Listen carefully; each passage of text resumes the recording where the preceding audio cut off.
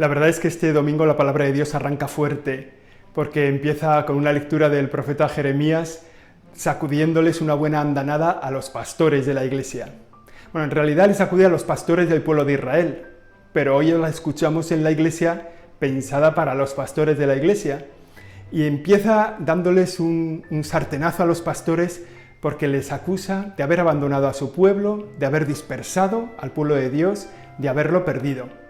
Jeremías se refería a los pastores del pueblo de Israel, pero no cabe duda de que nosotros también escuchamos esta palabra de Dios, los pastores ahora del pueblo de Dios en la iglesia, la tenemos que escuchar como un examen para nosotros mismos. Dice el Señor que cuando se hartó de esos pastores que habían perdido al pueblo de Dios, Él mismo lo iba a rescatar a ese pueblo de Dios y se lo iba a dar a unos nuevos pastores. Eso es lo que creemos que pasó entre el antiguo Israel y el nuevo pueblo de Dios, que el Señor recogió un pueblo y se lo confió a unos nuevos pastores. Pero para nosotros el examen es el mismo. También nosotros tenemos que mirar a nuestro lado, mirar a las personas que el Señor nos ha confiado para ver si las estamos atendiendo bien, para ver si las estamos cuidando, sanando en sus heridas. Y esto siempre será un examen en la vida de un pastor. ¿Cómo está cumpliendo la misión que Dios le ha confiado? El paradigma del buen pastor es el Señor.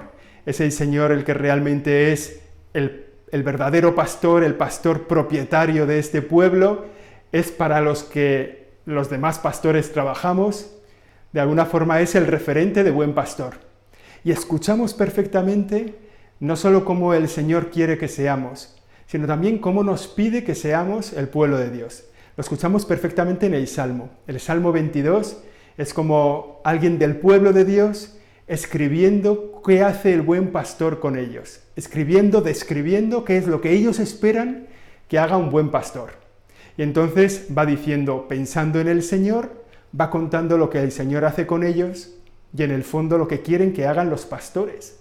Y dice, el Señor es mi pastor, nada me falta. Y dice, lo primero, en verdes praderas me hace recostar, me conduce hacia fuentes tranquilas y repara mis fuerzas. Eso es lo que hace un buen pastor, acompañar al pueblo de Dios, llevarlo, alimentarlo, cuidarlo, hacer que el pueblo de Dios repare sus fuerzas. Luego dice, cuando llegan los peligros, en cañadas oscuras, en el momento de dificultad, el buen pastor me protege.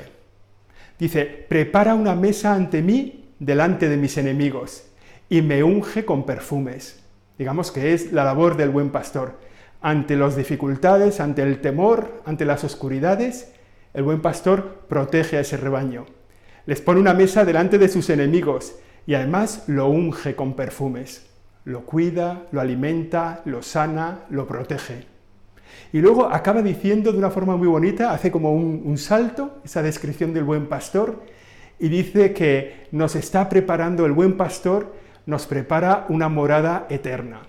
En el fondo nos conduce por buenos lugares, nos protege, nos lleva hacia el bien y nos prepara una morada eterna. Esa es la misión del buen pastor. Hoy vale la pena que cuando la escuchemos en la misa, ese Salmo 22, lo hagamos también oración por los pastores que tenemos delante. Oración por los obispos, por el Papa, también para que salga bien de su enfermedad, oración por todos los sacerdotes, los religiosos, los diáconos, todas las personas a las que la Iglesia les ha confiado una misión pastoral, una misión de pastores. Por eso vale la pena que hoy, con el Salmo, recemos por los pastores. Después escuchamos en el Evangelio cómo el Señor se acercó a los apóstoles, que la semana pasada los había enviado de dos en dos para anunciar el Evangelio. Se acerca a los pastores, a los apóstoles, le cuentan lo bien que les ha ido y les invita a ir con él a descansar. Los pastores que están llamados también a descansar. El que cumple su misión está llamado también a descansar junto al Señor. Bueno, es algo que en este tiempo vale la pena que también nosotros pensemos y pidamos que los pastores puedan descansar. Que los pastores que han dado la vida por el rebaño se preparen para seguir cumpliendo esa misión. Se preparen desde el punto de vista personal, humano, también desde el punto de vista espiritual, que tengan un lugar de descanso espiritual junto al Señor, que es lo que dice esa segunda lectura. Pero la segunda lectura acaba teniendo una forma, el Señor se encuentra con la gente que le sigue de un lado a otro, el Señor se pone triste porque ve al pueblo de Dios que caminan como ovejas sin pastor. O sea, el Señor quiere salir uno por uno y mandar a sus pastores uno por uno para salir al pueblo de Dios, porque hay mucha gente que camina como ovejas sin pastor.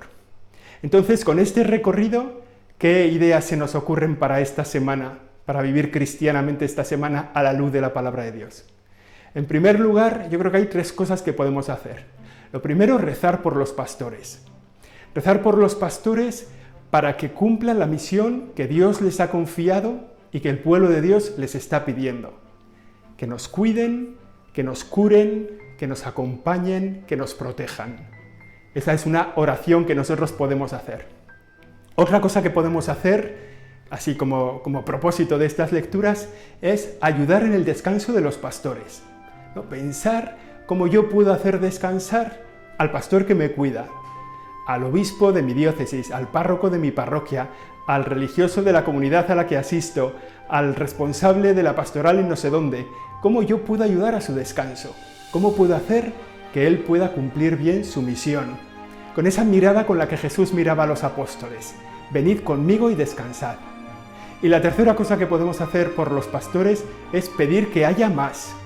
Pedir que los pastores sean buenos pastores y que cada vez haya más pastores. Porque es verdad que si miramos a nuestro alrededor nos encontramos cada vez a más gente que vive como oveja sin pastor, que va por el mundo despistada de lo importante, de las cosas importantes que pasan a su lado. Pues yo creo que estas 3 ideas, las podemos cumplir a la luz de la palabra de Dios esta semana.